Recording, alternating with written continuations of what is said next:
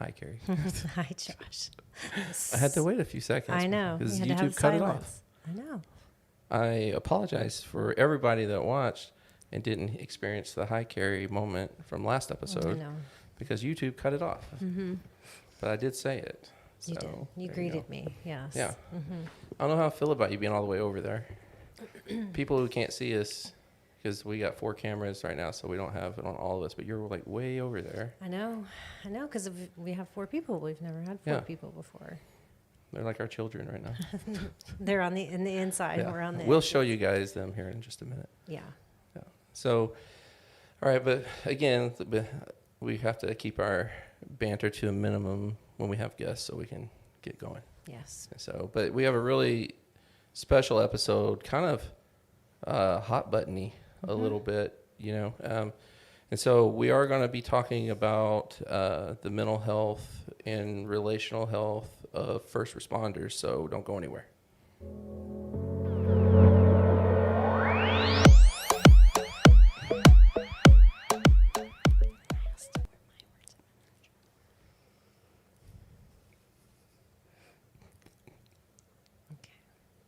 Sorry, I'm laughing at Rebel. Sorry, I don't follow the rules. Yeah, she never does. She's like whispering to Derek, thinking like that mic's not going to hear her. No one will hear it. That mic It's just is a way, microphone. that mic is way closer than Derek. It is way close.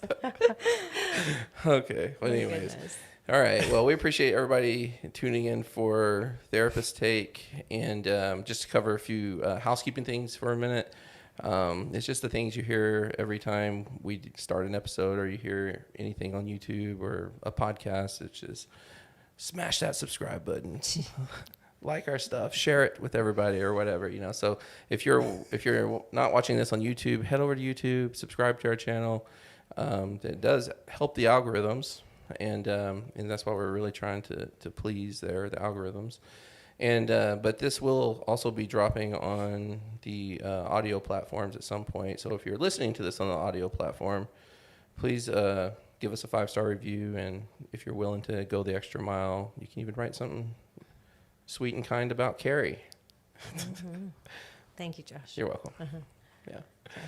So anyways, so now that we've taken care of all that, we are going to be talking about first responders. We're going to talk about their families. We're going to talk about their traumas and just some unique challenges that first responders have in our culture.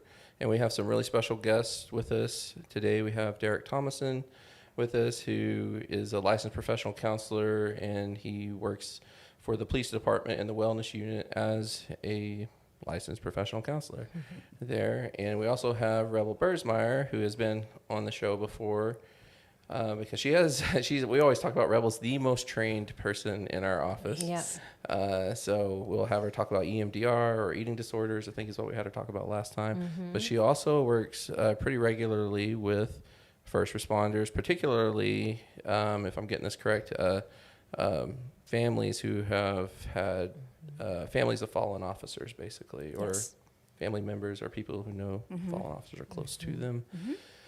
So you guys are basically in the emotional trenches with the first responders. So I thought you guys would be great to have on the show today. So thanks for coming. Happy to be here. Yeah. Are you, Rebel? Are you happy? I'm so excited. We know Derek was, because when we did our Instagram Live, he just sat right in front of the camera and he was the only one on it. Yeah. No, moving's harder than it used to be, so I just stayed put. Yeah. Yeah. Moving does get harder, especially when you're stationary all day long for years, right? Yes. Yeah, as therapists. So, yeah, we And have. I don't know if the audience can see that I'm wearing a boot, so. Not cowboy boot. Yeah, a broken toe boot. So. Yeah, there we go. Well, you can Slows stick me your down foot a up little into the camera if you want. It's not that urgent. Are you self-conscious about it? I think they can picture it. Okay. Yeah, they've had one probably. Yeah. You know, The first thing I thought was cowboy boots. I was I like, know. "Wait, you just wearing one cowboy boot One cowboy boot. That would make it hard to move and one too. shoe? Yes. Stationary would be good with Like, Lincoln. I understand, like, if you got your Nikes mixed up in the morning, but Sure. you got a boot and a shoe on. That's What pretty kind of bad. morning did you have? You might want to. We all have those days. Yeah. Right? We do. If it gets that bad, you got to Yeah. do something about that. Yeah. Wellness check time. for sure. Exactly. Yeah, absolutely. Well, so to start out with, this is kind of a hot button type issue in the sense of, I don't know if you people who might have read the description of this episode. I started out, you and I talked about this a little bit, Derek, in the beginning of that, saying, first responders, are they heroes in your view? Are they villains? And it seems like there are two camps that are constantly feuding on social media or in even mainstream media about this. And the objective today is, as we tend to do as therapists, is to take a deeper look and to kind of show a different perspective, which are basically the human beings behind the badge.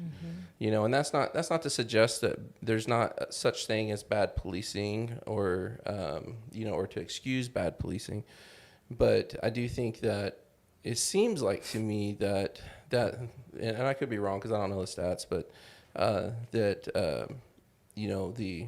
your bad cops, your bad officers, or whatever are really the minority.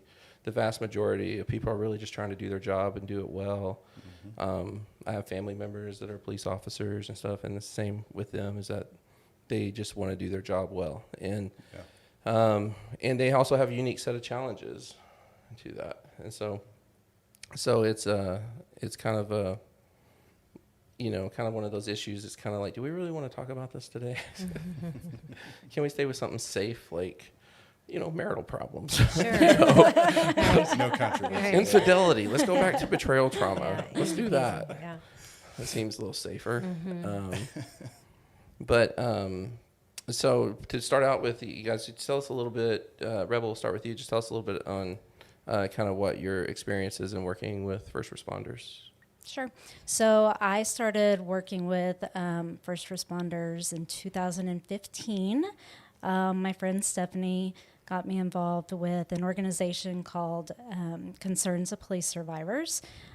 So my first experience was going to a kids' grief camp for a week in Wisconsin and providing group therapy and therapy for children of their parents had died in the line of duty.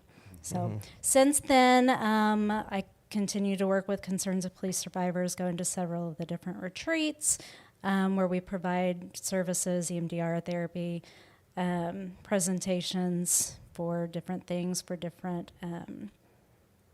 family members. We also do co-workers.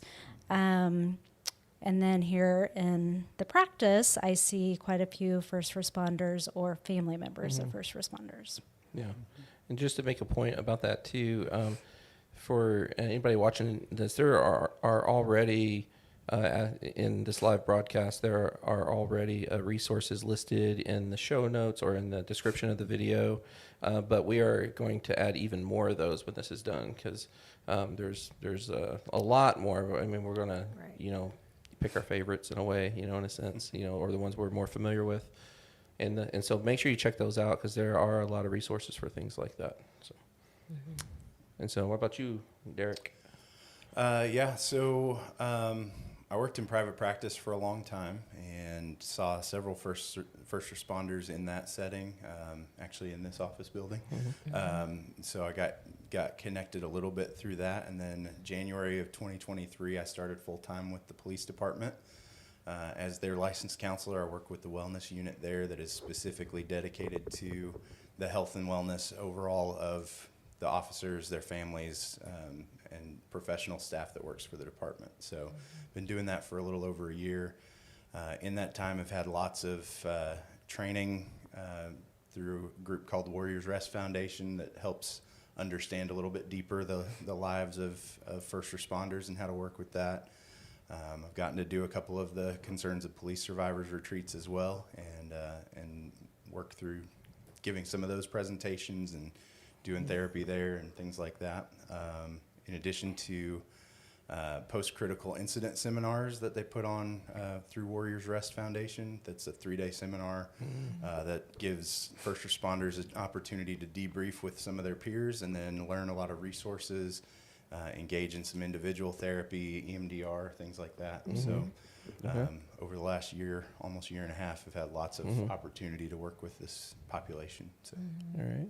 Cool. Yeah. Well, thank you guys for being here. Let me just real quickly before we dive too much further into it, just kind of go over the structure for everybody so they know kind of where we're headed with this conversation. And so, and of course it can go any way we want it to, but so if we want to, digress or I don't know why we call it digressing. Like right now I'm digressing, but I really don't think that's what I'm doing. But okay. So here's what we're going to do. We're going to kind of start off and talking about just the unique mental health challenges, move into of first responders, and then move into the unique relational challenges of first responders. And then Carrie and I are kind of just pick your guys' brain a little bit about just from your work with first responders on just things that you have learned or become aware of by being in the trenches with them that people just might not know about, Yeah. And then we might revisit some of those resources you guys mentioned at the end. Yeah. No. Well, I also just want to kind of ask you guys, as we talk about this, first responders, you both have mentioned working with law enforcement, but first responders isn't just law enforcement, Absolutely. right? I've had paramedic clients, I've had ER doctor clients, trauma surgeon clients, right? I mean, there's dispatch, absolutely, right? And so Firefighters. yes, all of firefighters, that. right? So I think it's just important that we make sure that we're using that broad term for a reason, right? Absolutely. Yeah. Yes. Yeah, I'm glad you offered that point of clarification. Rebel and Derek primarily work with police officers. That's why we kind of referenced it that way. But yes, that's a broad range. And you guys are kind of like first responders for first responders in a way, right? Yes. Mental The health clinicians often are, meta right? Well, we're responders, going to talk yeah. about that, like secondary trauma and those kind of things, Sure. right? Right. Yeah. So when you guys hear, what surprised you guys about, like when you yeah, see, I'm violating my rule here. I'm diving into the third point. Let's stick with the first one. Yeah, I was going to go right to that third one. Let's talk about these unique mental health challenges because I think that is something worth noting.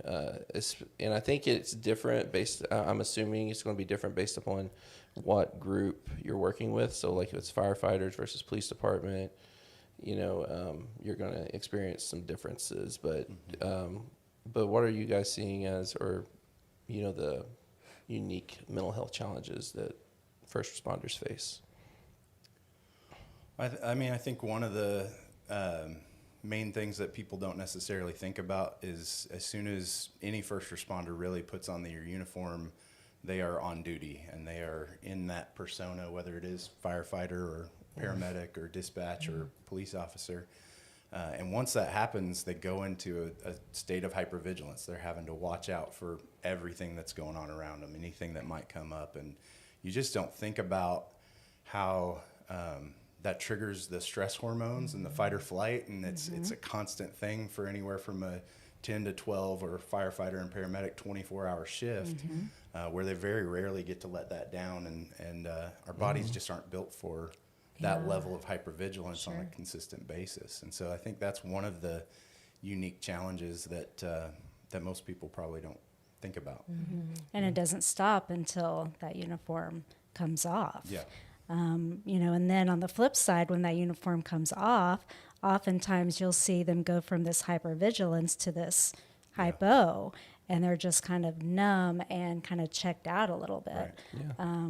And so that's a lot of times what family members get to see at home. Right. Yeah. So that's just because it's going to the hypo, that's still a defense response. That's still not a trauma response, but a survivor brain response. Absolutely, yeah. Fight or freeze. Well, and just the brain and body dumping those Yeah, chemicals. so depleted. You go from high level of those hormones that are keeping you pumping, and you're best dressed, you're on the ball, you're sharp, you're witty, you're funny, you're in the right headspace, and then you just have nothing left when you take that off and go home. And so, yeah, a lot of families experience an officer or a first responder that's isolated, that's depressed or just checked out, lethargic. They just want to sit in their chair and flip through the TV channels and see what's on and not have to make any decisions. What's for dinner? I don't care. That's going to be your most common response to stuff like that, because they've been making constant choices all day long and just to stay alive, just to take care of the people they take care of and be on the ball with everything. So So when I'm working with first responders, particularly police officers, they one thing I talk to them about is like, it's not, you said like putting the uniform on, and then when the uniform goes on, then the defenses go up, type thing. You got to survive. But I don't think it's as simple as flipping a switch when they come home. It's like, oh no, I just get to be human. And I think that's kind of what you were reflecting on, Rebel, with that the hypervigilance changes, but it still doesn't mean they're not on guard in a sense. Right. And so it does pose unique challenges because one thing we talk about a lot with particularly in the betrayal trauma realm is how our clients will go into compartmentalization mode, but with first responders, they have to compartmentalize every day. To compartmentalize, right? Yeah. I mean, it's embedded in it, right? Yeah. I mean, you can't be out on. Yeah, I always use like war metaphors. So like for like military, if I'm, a sniper on a rooftop, I can't be thinking about who that person is across from me, nor can I be thinking about my family back at home that I really miss and love. I just have to be here and think, good guy, bad guy, I got to do my job. And so. Yeah, well, and you do see this become kind of the first responder lifestyle. I mean, when they're out to dinner, they won't sit with their back to the door because they've got to be able to see whatever happens. They're cynical about anybody who's offering something nice or kind. It's like, what's that about? What's your angle kind of thing? Just becoming skeptical of everybody, because especially for law enforcement, but I think all first responders, it's like, what does this person want from me? Because nobody just comes up to you out of the goodness of their hearts most of the time. So you just get used to not trusting the people around you, and your circle gets very small. So that's all that you invest yourself in. I just got home from a retreat for coworkers for couples, and one of the presentations that I led was about negative beliefs and those negative core beliefs, and that was what was all encompassing of I'm not able to trust others. Absolutely. And I think it's so autonomic that it's especially when you've served for several years, there isn't an ability to say, I'm out to dinner and I don't have to worry about the exits and I don't have to have a getaway plan. No, it's already there. Your brain does it like breathing at this point. But just because it's autonomic doesn't mean there's not a cost. Right. And I think a lot of times the first people that recognize that are the family members of the first responder. Sure. Well, and historically, our first responder training has done a good job of getting them into this hypervigilance and being suspicious and paranoid and watching for everything, but has not done a great job of teaching them how to turn that off, how to take care of themselves in other places. And so that's a trend we're trying to change. That's part of why my job exists, is to help with training at the recruit level and all the way through to retirement, to help decompress and be able to come back to that normal zone of vigilance a little more quickly, a little more efficiently, with various resources and things. So that's probably, when I see couples, first responder couples, that's probably the main thing that we focus on, at least in the beginning, is being intentional about coming home and decompressing and then being present for your family. And it's a major intentionality for them. And I don't, especially if you haven't done it, if you've worked for a long time, it is work. It is a new hill to climb to learn how to go from that, right? And I also just think, I always think when I'm sitting there with clients that do this type of work, what that has been like for their bodies, Mm-hmm. you know, because it's like slamming on the gas and then slamming on the brake to your endocrine system over and over and over, right? Absolutely. And I always just wonder about what toll that must take. Yeah. Right. Right. Yeah. You're really good, Carrie, about bringing it back to the body, which is, you know, one of the books that Derek recommended, which we have recommended many times. Sure. The body keeps the score, but Yeah. I think it's really important to reiterate that, because your body, every individual cell has its own memory bank, you know, and that's there for survival. Sure. Yeah. Yeah. You know, and so. Yeah. Well, and a lot of our first responders will have that body response, but not connect it to the mental or the trauma or anything, Right. because again, they've been trained to kind of disconnect from that, and so they're having Right. back problems, or they're having headaches, or they're having whatever else, and it's just, oh, that's just part of it. Right. You just take a ibuprofen and move on. You And bet. just do your job. Yeah, Yep. well, when our vagal nerve is controlling everything, and you know, that's a lot of where this is. You know, a lot of what this is impacting is that vagal nerve. I mean, it can create IBS and Yeah. you know, gut issues and Yeah. Can you explain just briefly what the vagal nerve is? so sure.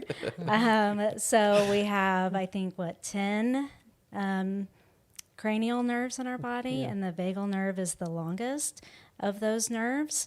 And the vagal nerve controls pretty much everything, respiratory, digestion. And it runs the length of our torso. Yes, Yeah. yes. From the Okay. base of our Yes, yes. back up And here. so when our vagal nerve is in a safety Yeah. response, if you will, we're able to digest correctly. We're able to sleep. We're able to, you know, just to function in a safe and stable way. Yeah. Yeah. And when that vagal nerve is activated in that fight or flight, you know, our body is trying to conserve energy because it's getting ready to fight or flight. Right. You know, and so our body stops digesting, Yeah. and we take shorter breaths and vision Yeah. changes, vision changes. rate Yeah. increases. heart rate increase. Yeah, yeah, and so it's impacting everything in the Adrenaline flood, body. and the muscles are ready to go. Yeah. Yeah, and I'm glad you mentioned sleep, because I can't count the number of officers that come in and tell me they average 4 or 5 hours of Yep. sleep a night on Yep. a good night, and that's just normal, and they're okay Yeah. with it, and they don't see the problem, and you know, they have learned to function on it, Sure. but Right. outside of their job, Yeah. Right. that they're not functioning as well. And Right. that 4 or 5 hours is not doing as much as it needs to Yeah. do, and Right. not giving them Yeah. that space for their body and their brain to really do the healing that it needs to do, and processing and all of that. Because So, when you sleep, your body is digesting. Yeah. Your body is Right. cleaning out the old cells Absolutely. that are done, right? The sweeping, I always think Right. of it as sweeping out, right? And it doesn't have that chance when you don't Yeah. rest and actually sleep, especially enough REM cycles. Right. So again, the pile up of what starts Yeah. happening that we all write off with, I'll take an ibuprofen, or, you know, I just need to ignore it. Right. You know, and trauma is something that happens Yeah. to the body, right? Yeah. And the body doesn't forget, like you're Yeah. mentioning there, Josh. And so you can't ignore the pile up, right? Right, Right. right. You know, and talking about the body, I was talking to a woman at the last retreat who, I can't remember exactly what she does, but she does something with trauma and hair. And so she was testing, she can test people's hair and kind of see what's going on with them. And she can tell through that, she can go back and say, oh, you experienced trauma, you know, Holy cow. 10 years ago. You know, so it's even, that That's trauma is even held in the cells of, Jeez. you know, the hair. So yeah, it's That's held really in cool. every cell. It's really neat. Yeah. So, you know, like when your body is being stimulated, you know, through your alarm system's getting activated, like it does with first responders, and I would kind of think that probably firemen or anybody working for the fire department would probably would really understand this, because this is what I was told too. So if anybody watching this or has you know, accurate information, I want to say this with a grain of salt, because I'm trying to go back into my memory banks right now and recall here. But if I remember correctly, I want to say like the life expectancy somewhere around mid-50s or something, mid to late 50s. And what I was told is that a lot of that has to do on the fire department is because of that alarm bell going off so often, and they're being jarred out of sleep. Yeah. It's in such an abrupt way that is really hard on their system, and creates, so basically, their stress And system it's is significantly impacting their hearts and putting strain on their hearts. right. Right. Yeah. I mean, Yeah. they get to sleep at the fire station, but they don't really do deep levels of sleep because Right. they Yeah, have you to can't. be on guard for an alarm Your at body any knows. given moment. And Yeah. a lot of stations are set up so that even if it's not your team that's getting called out, you still hear the alarm still and hear respond to it, and Yeah. then have to figure out, oh, that's not my team. Some of the newer ones are doing it by color or making it zone specific or something so that you don't have to get that. Right. But still, I mean, that light sleep that you have to be in just to be ready to go as soon as Yeah, something goes absolutely. off. Right. It's not real sleep. Physicians, those long shifts, medical residents and Absolutely. nurses working overnight. And I Right. mean, those things where even if you're sleeping, it's not sleep. Right. It's not in your Right. bed in the dark, cold, Yeah. quiet room Right. Yeah. where you're safe. Right. Yeah. And the body knows that. Yes. Absolutely. Yeah. Yep. And there's one thing I want to go back to that you said earlier, Derek, related to trust, and I think this will be a good segue into the unique relational challenges. But when you said, you kind of just said it just in conversation, spending their time not trusting people. But I want to just kind of be specific with that we're not talking about, like them walking around looking at somebody else and saying, I don't trust you. Right. Like it's more like, just, it's kind of like as therapists, like what's the thing that you can't do as a therapist that you have to let your spouse do or somebody else do because you've just seen or heard too many stories. Yeah. One thing I say a lot is that in our job, that all the things that never happen in this world happen every day Right. in our job, right? Absolutely. And so, like, for example, like when it comes to hiring babysitters, I have to let my wife do it. Like because I can't tell you how many people I've sat across from that, and grown men at that too, that have had, because we often think of abusive babysitters, I guess. This is why we don't let men babysit kids or boys babysit kids, because we have this fear that, they won't be nurturing enough, won't be paying attention. That one might be true, but also too, just we don't want them to get hurt in other ways. And I can't tell you how many men I've worked with that have had female babysitters abuse them, Sure. and they're 50, 60 years old, and they're, finally, their body's finally releasing all the stress. And so I just have to let my wife take care of that because, and that's something I know about myself. And so I think when we're talking about trust with first responders, it's kind of like in that same vein that they've seen the darkness this world has to offer in ways that most of us don't. And in some ways, I kind of feel like that we're not supposed to. Like that's part of their Right. job That's is what so they've we don't also- have to. Right. We get to sleep. We get to sleep at night. We get 8 hours of sleep. Because we don't have to think about these things, Right. and so it's part of their sacrifice. So I just wanted to be clear on that. That's kind of what you were saying? Yeah, right? and I mean, I've had that same experience with a lot of officers. They won't let their kids be with babysitters unless it's super close family, and they won't let them spend the night at friends' houses unless they're super close with their parents. And even then, it's like, It's I don't really know. hard. Letting them outside of my range of control is hard, and so I'm going to keep them in here, and Right. and that's all I trust is what I can see, what I can hold, what I can Yes. control, Yeah. kind of thing. And even their social groups are pretty small for the Small. most Absolutely. part. Yeah, they tend to become very first responder centric. Yeah. Yeah, So- all the Yeah. So the firefighters police hang out with officers hang out with firefighters. other Yeah. officers and their families, and the firefighters Yeah. with their families and things like 'Cause that. they get it. So it becomes a very small world that's just, Yeah. and then it's all shop talk and things like that when they're hanging out. Right, It's right. not decompressing. Yeah. You know, and going back to, I think I'm getting off topic, but Josh, going back to kind of that early death, I see a lot of this too because of this, because of that small circle that they create.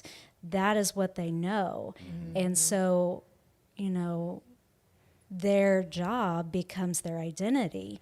And when they retire, there is nothing. Yeah. And so that's something else that I concentrate a lot on with my clients is creating an identity outside of just the job. Right. Yeah. And I think that the families are a part of that as well, right? Because like you're saying, their circles are small or their opportunities are small. Right. Like I've even, looked at working with first responders through the developmental psychology lens and watching at those different stages of life what that conflict looks like, right? Yeah. Because when your kids finally reach adolescence and they want more autonomy, that is going to kick up a new level of fear. Yeah. Right. If you're already living in a world where it's my job to keep everyone safe, Right. and I know all the bad things that are out there, Absolutely. right? And so just even like, adding what, kind of to what you're saying, this lens to it, like as all life inevitably changes, right? Now you've got a small circle. Now you shop talk. So now even your social time is really staying in the trauma and the stress of it. And then the natural life pressures of change are put up against it. It just feels like this buildup, right, over time, as more years of service and more exposure to traumatic events happens to the first responder, but then also their families and their partners. Yeah, absolutely. And that's one of the reasons we've started talking about retirement at the training center with recruits, because we want them to think about, Great. this career is not forever.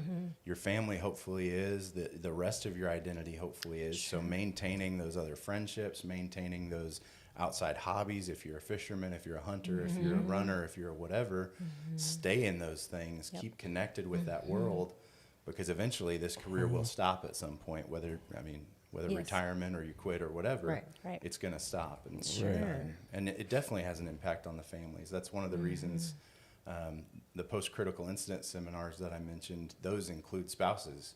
And for some first responders, that's the first time they hear how their job has impacted their spouse. Yeah. Really? They get to do Wow. that debrief process as well, Oh, yeah. and share the intensity that brings to them. Yeah. And so it's an eye-opening experience and helps And get that crucial. process going in a better direction, because Sure. then they understand each other. Yeah. Well, let's talk about that just for a minute. Like, what's it like for the spouse? As we always think about, like, the officer that puts on his badge every morning and his gun and walks out the door and goes to basically a war zone, especially the local PD. Not to say that others don't do things like that, but patrols and domestic violence calls and it's all kind of these little miniature war zones. What's it like for the spouse or the partner that watches them leave every morning? Yeah, I mean, that's definitely one of the tough parts of the job, is the spouse has to think about what may happen, and it could be any number of things. And a simple traffic stop can turn into a critical incident with a shooting or with something else that happens. And so they're constantly on their guard about that. And then when critical incidents do happen, our officers have a tendency to keep it to themselves, because I don't want to burden my wife with that. I don't want to burden my kids. But they see the news, they hear the stories, they know something's gone on. And so that lack of information really is as traumatic and damaging as just knowing the facts of things. Because you know how our brains work, we go worst case scenario. And so with our family members, if they don't tell me the story, I'm going to think, this is all the things that happened. And that may be true, but it may not be. So it's just as traumatic. Yeah. Well, and I've heard too many times, from spouses of fallen officers, not in the Oklahoma City area, but around the U.S., that they learned of their spouse's death through social media or TV. Oh my! And so that's awful. it's so the spouses are learning a lot of information, not from their officer or their first responder, but from. Right. So a lot of work that you're doing, Rebel, are so the typical spouse or partner of an officer, has to do a lot of the same things, right? When the cop or the firefighter or whoever it may be that leaves the house, and they're putting on their coat of armor, just so they can come home, right? Give themselves the best chance to come home. But the spouse is kind of doing that too, to some way, right? Absolutely. Like they're having Mirror. they have their own compartmentalization process. Yeah. And so they can get through the day, without focusing on what could happen. But then you are working with people that have experienced the thing that they dreaded the most, right? The thing that that they feared could happen to them.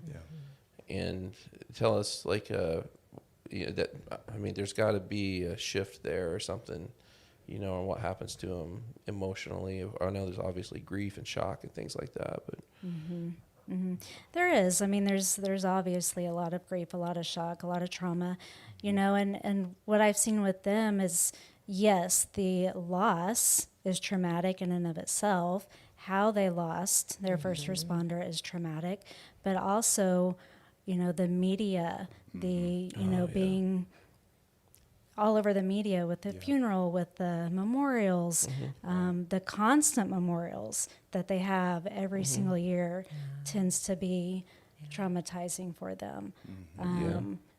So many of the spouses that I've worked with tend to check out, obviously, which unfortunately has a huge influence on the kids, especially.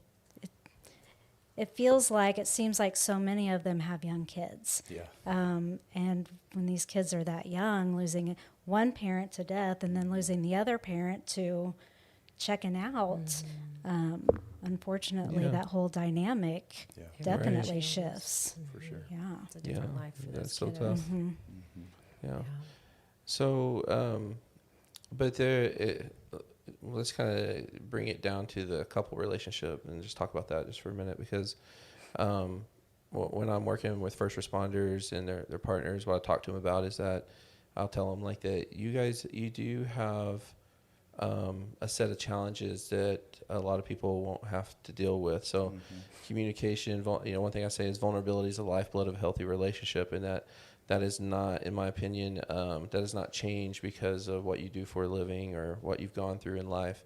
Sure. That's still the reality, and what I tell them is like it usually will be more difficult for you, but it is doable. It is, and not in like an exhausting way. Like you can figure out your own method, your own rhythm, to create that vulnerability in your relationship. But I will say that I think it does pose some unique challenges, especially until they find that rhythm for them. So, yeah, you guys seeing that too? Yeah, absolutely. I mean, we always tell our officers, you really want to have like a specific conversation with your partner about, what version of the story do you need to hear from me? Do you want the G-rated version or the R-rated version or somewhere in between? They don't need all the graphic details, but you do have to get vulnerable about some of what you've been through so that they know, and again, are not jumping to worst case scenarios in their head and things like that. And unfortunately, vulnerability is especially a challenge for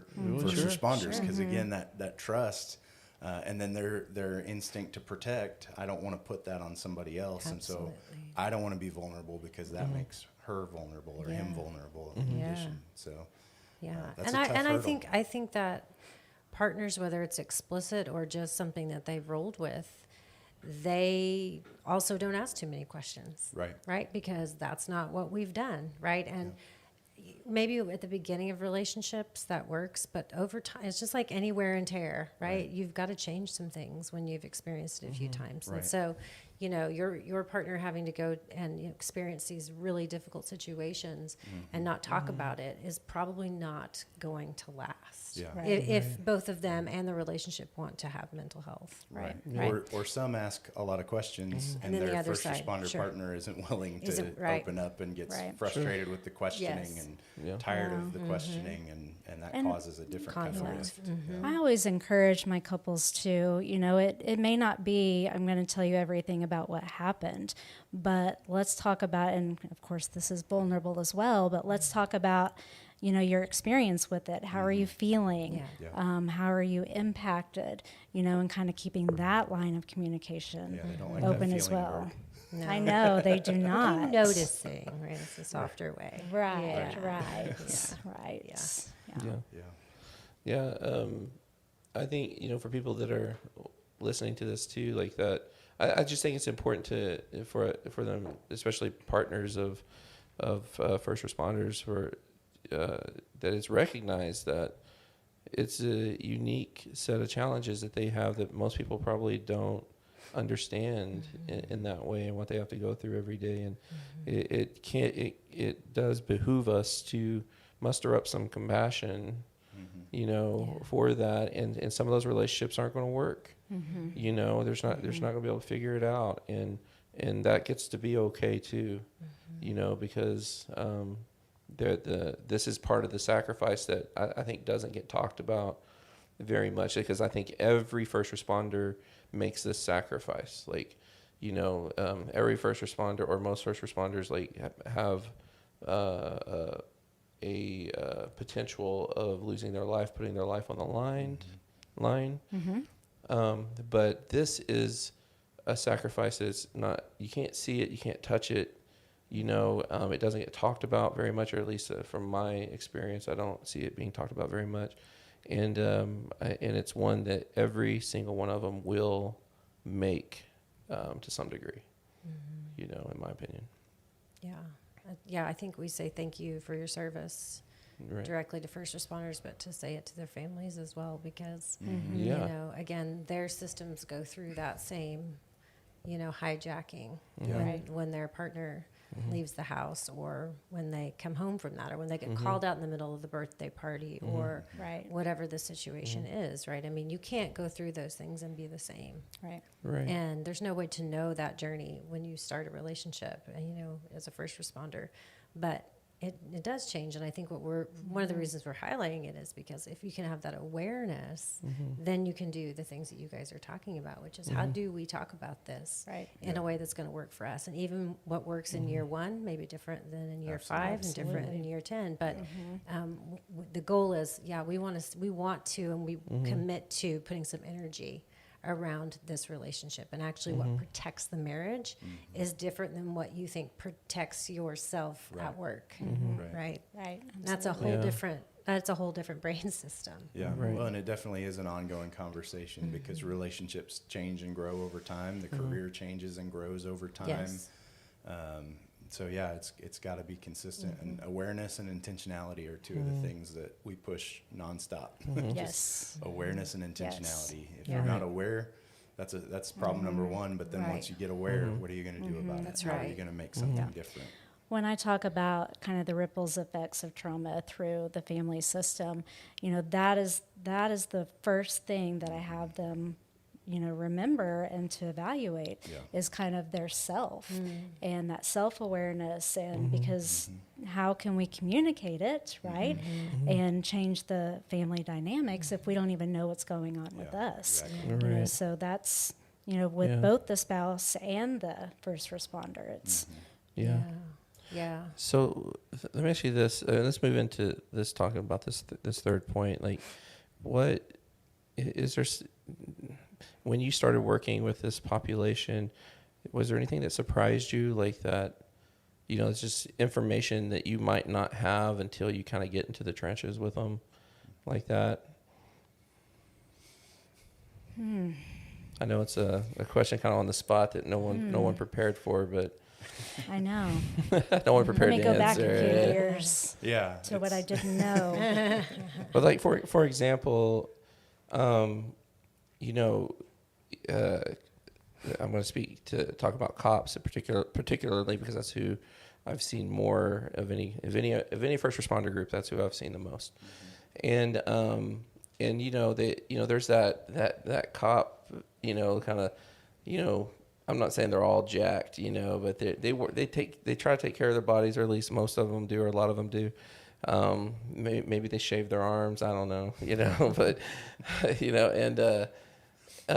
and sometimes maybe they're perceived as being kind of a hard ass or something, and they get into my office, and they're just the most caring, nicest people, and they will even admit, some of them will even admit that when they're patrolling or whatever, that they are a hard ass, you know, or they might be, you know, they're not too concerned about, you know, making friends while they're patrolling, and then they get into the office, they start, and you can see like they care so much about the public and what they're doing, and I don't know, that I'm like, you know, that maybe that's a side that people don't get to see as much, and maybe they won't ever, you know, because of how they do vulnerability. But So that's just an example of something. But I'm not in it like you guys are in it. So. Well, I mean, yeah, I think we do tend to miss the human side because they have to put on that persona for their job for sure, and it becomes that hardened exterior, and we do forget that most of these first responders get into the job because they care so much, because they want to serve, they want to help the community.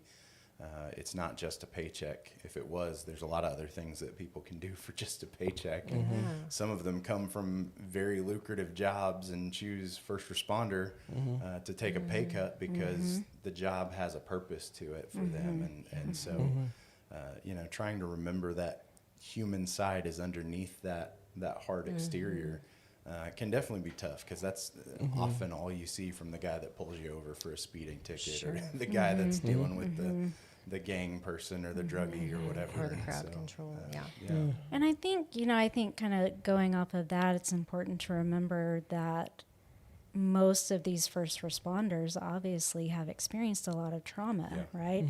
And that a lot of them are hard on us because of what they have seen. And what they want to prevent from happening. I think that it's important for us to remember that these first responders are seeing things that nobody should ever see. Right. And at a volume that nobody is prepared to see. It's not just once in a while. It's consistent. Right. And here's another example too. I've had many friends, as probably most of us have, that friends, family members work in law enforcement, and I have known a couple people that have been in police-involved shootings, and I was talking to this one guy that was on a pretty big, high-profile case in Oklahoma, and it was had an officer-involved shooting, and he was one of the officers that was involved in the shooting. And it was actually, he was on some kind of special tactical force thing. I'm sorry, I'm butchering the lingo there, or the title. But I just got curious. He was a therapist. I asked questions. I'm just like, what do they do? Like, what's that like? And he said, well, they take your gun, and then you basically you have to, they put you on some kind of leave of some sort, and you just kind of basically wait, and they're going to let you know if they're going to charge you with something. Yeah. And I'm like, what? I'm like, and it's just, and I think he was, because of the nature of his particular job in law enforcement, that it was like his second or third.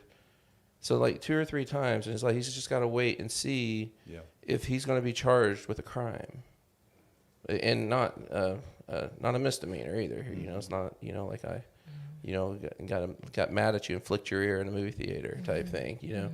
Like and he just talked about it like just so calmly, and it's just, and I think that's part of that compartmentalization, and it just kind of took me aback, because I do think, like, I don't want to discount that there are people that have bad experiences with law enforcement. It's like I had a really bad experience with dentists 20 years ago.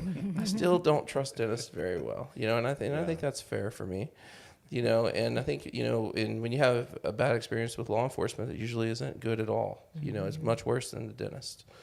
And so I think it's okay for people to have their own personal views in that sense. And I think it's fair to also say that there's no perfect system that we have, whether it be policing, or, how the fire department works, or how therapy works, or whatever, and everything could use some improvement. But I would encourage people, like, to go get to know some of them. Absolutely. Like, go talk to them. Go, like, I mean, you can kind of vilify people based on like what Derek Chauvin did, but most law enforcement aren't him, and go talk to him and see the individual and the person that's behind that badge, and then make your judgment based upon your experience with that particular first responder. That's kind of how I see it, Yeah, and kind of going off of that, I think maybe not a surprising thing, but I think a good reminder at least. Our first responders experience people in their worst moments.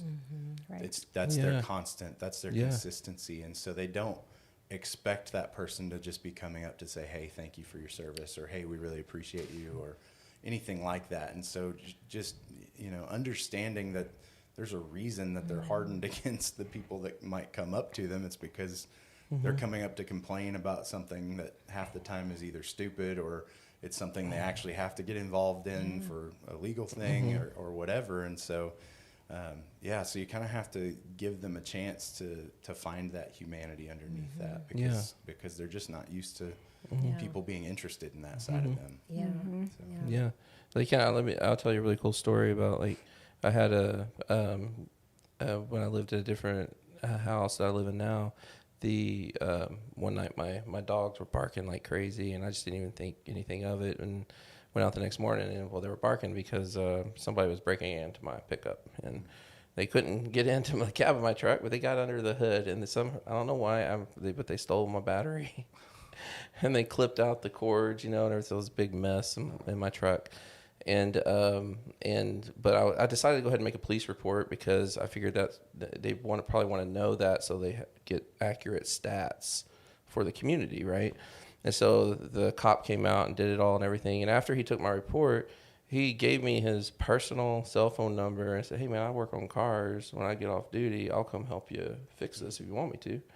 And I didn't call him, but I was like, that was pretty dang cool of him. And cops that are willing to do that type of thing, or like everybody sees like these YouTube videos or something where cops might be misbehaving, but there are so many of them when they're out there playing basketball with the inner city kids, and they're trying to become some, to not, when people see them, they don't see something to be feared, and we really need to be highlighting them more.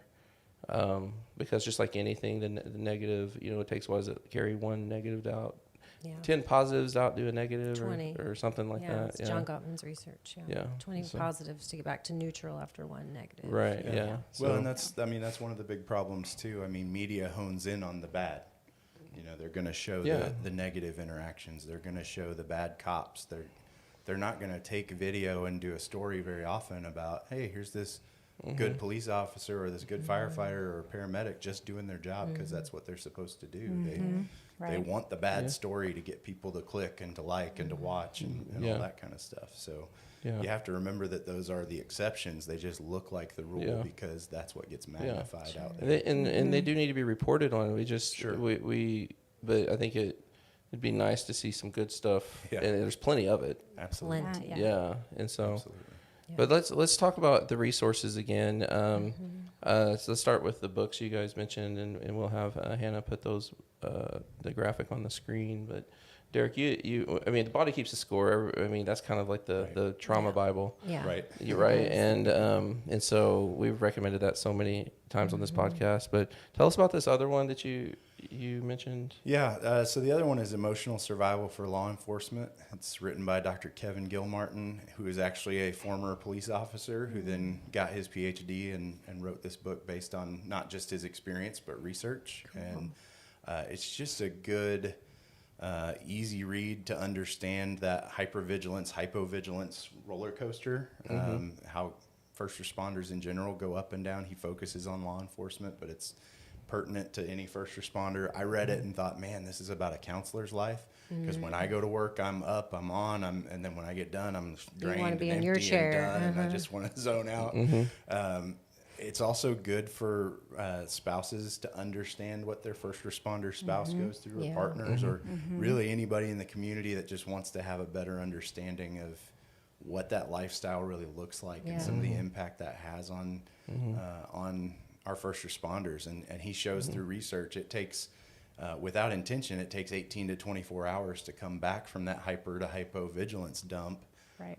And most first responders don't have 18 to 24 hours between shifts. They don't. Right. So they're going straight back into it before they've even recovered back into a normal Back zone. to neutral. Yeah. Right. So, so that's what our officers and our first responders experience. That's what their families experience. And, there's ways with intention, which he talks about in the book, of getting through that more efficiently, more effectively, but you've got to really have some good mental and emotional health and wellness resources that you tap into.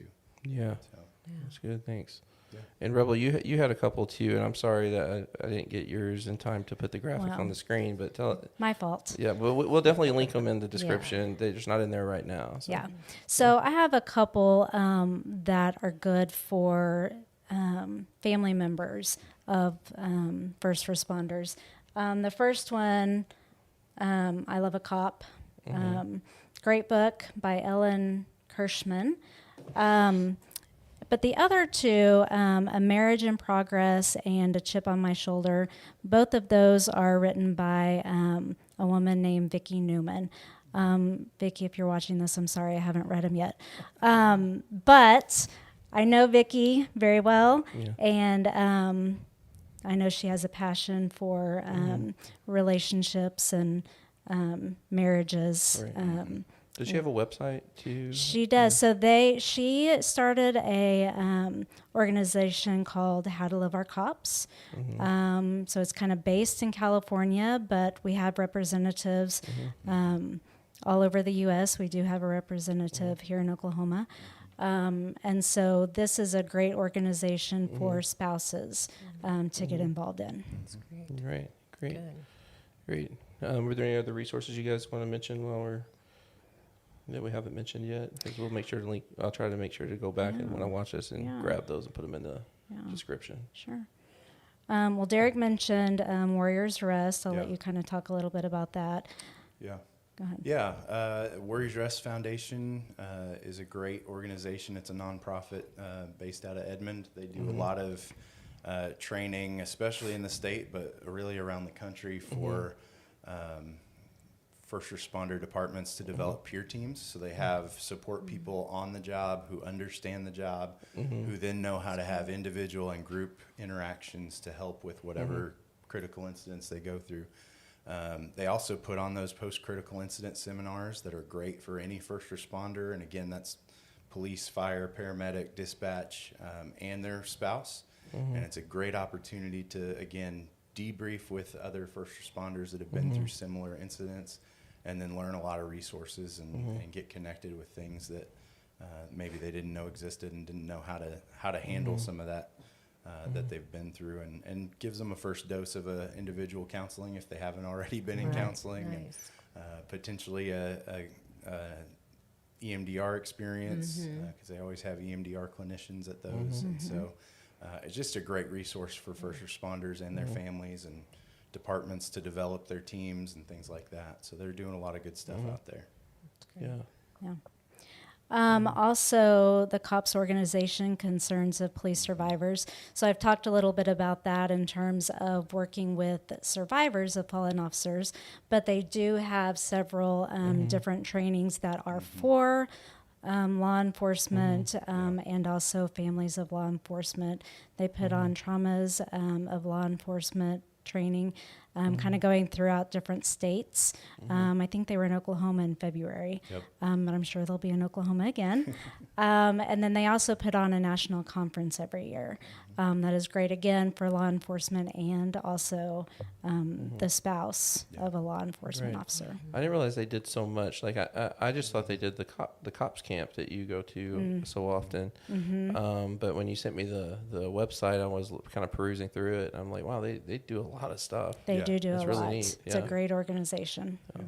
And Derek, I'm glad you mentioned the EMDR. Yeah. We're not going to get too heavily into that because I think we're probably going to be talking about that in some upcoming episodes. But we've also done YouTube videos and stuff on that, so I'll make sure to link those and I'll add those into the description so people understand what we're talking about with EMDR.